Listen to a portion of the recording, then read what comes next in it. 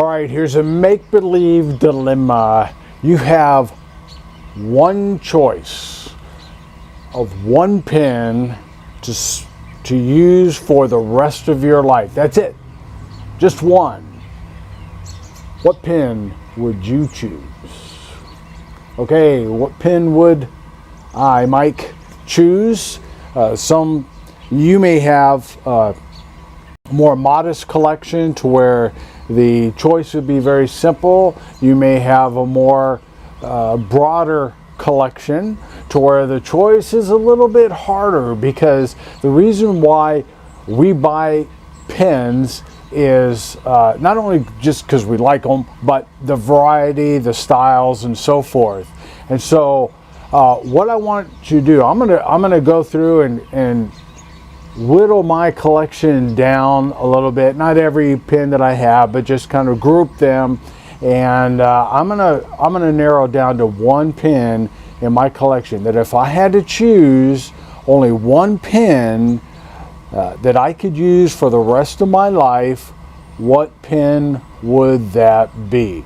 Now, I have debated on whether or not to include some stipulations in the choice of the pens, but we'll go through that. Now, in the meantime, I want you to be thinking about the pen that you would choose as the pen that would last you for the rest of your life. And maybe tell us a little bit in the comments what other pens that pen was stacked against, and why you chose that particular pen. I'd really be curious to know. Okay, so let's get started. Would I choose one of my Chinese pens? The advantage of some of these Chinese pens is that they are come in so many different styles, and some are very, very unique in their styles. Would I choose one of these? Or would I choose one of my own pens? I have a variety of wood pens that I have made, and a variety of acrylic pens in all different kinds of colors. The advantages of these pens is their uniqueness. They're materials that you're not going to generally find on other fountain pens that are out there made by other manufacturers. Also, they take number 6 nibs, just your general JoWo number 6 nibs. So the variety of nibs that they can take are however many JoWo nibs you can come up with, I guess. The number 6, and I would imagine all the number 6 JoWos would fit. But that begs the question, okay, if it's only one pen, are we sticking to one nib? So if I had to choose a nib on one of these, what would it be? Because if I'm going to choose one of these, I got to choose the nib, right? Okay, so is that going to be it?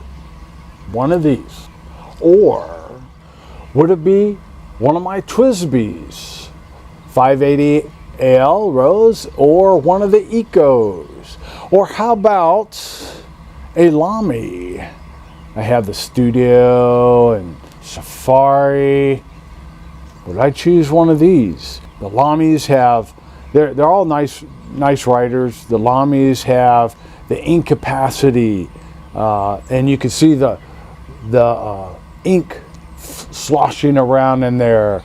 And these just have some unique styles. Like I said, all good writers. Would I choose a TWSBI or a Lamy? Or how about a Retro 51? These are kind of neat. They have their own unique style, and one of them's a stub nib, the other is a medium, I believe. So these are neat. They got the nice metal weight to them. I like a weightier pen sometimes. Or how about a Waterman? I have a Corinne and a Phileas. Which would I choose? I really like my Corinne. It's an excellent writer. Would I choose that? Or how about one of my diplomats? I have a variety of diplomats. Excellence A, an arrow, and some of the more inexpensive ones. This was, I think, one of my first manufactured fountain pens. Once I got the bug, the Excellence A, and this particular one, the green one, was first one I got. So there's a little bit of sentimental value in this, and like I said, I love my Excellence A's. Would I choose the Diplomat? Excellent choice. Or would I choose my One Cross pen? Probably not. How about my Sheaffer's? One of my Sheaffer's. Different sizes, different weights, pretty decent writers. What to choose? Or, last but not least, would I choose one of my Pilots? I had the Metro E95, the Decimo Vanishing Point, or the Pilot 8 Custom 823. What would I choose? One of these? One of my own? One of the tried and true Lamies or Twisbys, or a unique Chinese fountain pen, or the Sheaffer's? What would I choose? If you were me, what would you choose? You can write that in the comments below too. I'm going to narrow it down to 2. I'll be right back. All right. This was difficult because, as I said, all of my pens I like, and I haven't shared some of the pens that I have, but anyway, these kind of represent them all. All right, so I'm stuck. Help me out. I'm stuck between my 2 Pilots, my Decimo or my Custom 823. The reason why, if I could only have one pen, I would choose the Decimo, is because of its click mechanism. I like this because if I'm writing and not writing for super long periods of time straight, I'm not having to cap and uncap my pen, because a lot of times I'll write and then I'll have to cap the pen and kind of look at some other information, write down some more, think a little bit, write down some more, putting the cap on each time, maybe not each time depending on how wet the nib is, but I really like this. This has a decent amount of weight. It's comfortable for me, and like I said, it's got that unique click mechanism. The downside is the Con 40, but it can take a cartridge, which would give it some extra ink capacity, or the Custom 823. Now, what I like about the Custom 823, this one has a broad nib, so it really shows off the ink when you write. It has a good ink capacity. You could really fill up that vacuum filler. If I'm shivering a little bit, it's because it's November, late November, and it's cold. It's getting cold. No snow, but it's still cool. Anyway, it's got a beautiful style, quality, Pilot quality you can't beat. Which would I choose? Drum roll, please. If I had to choose one pen for the rest of my life, and this is the only fountain pen I could use, this has been difficult. I would choose the Pilot Custom 823. Why?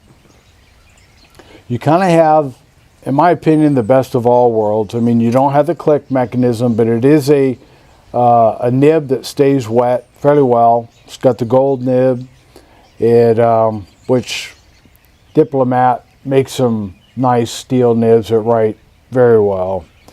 It, of course, has the Pilot quality. The size is just that medium size.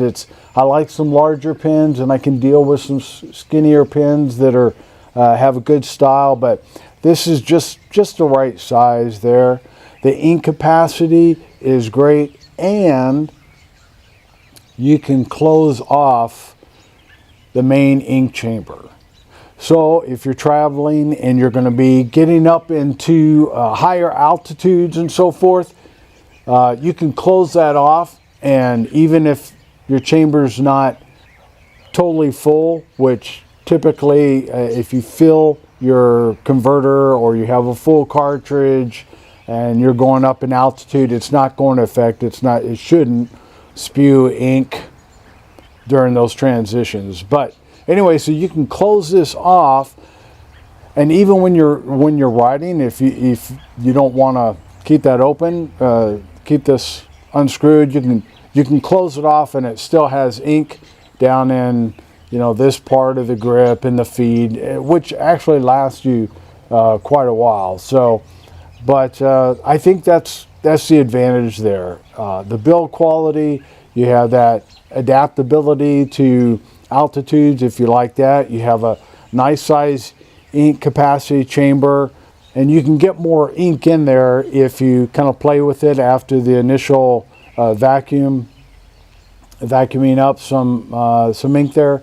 But yeah, it's just a classy pen. I do like the larger nibs, the Decimo or the Vanishing Point, click. It's a nice writer, but you really don't show off the nib. And I like when I'm writing, I like to see that nib. And so there you go. If only one pen, the Pilot Custom A23. So how about you? What is the pen that you would choose, and why? All right, thanks for watching, and you have a great day.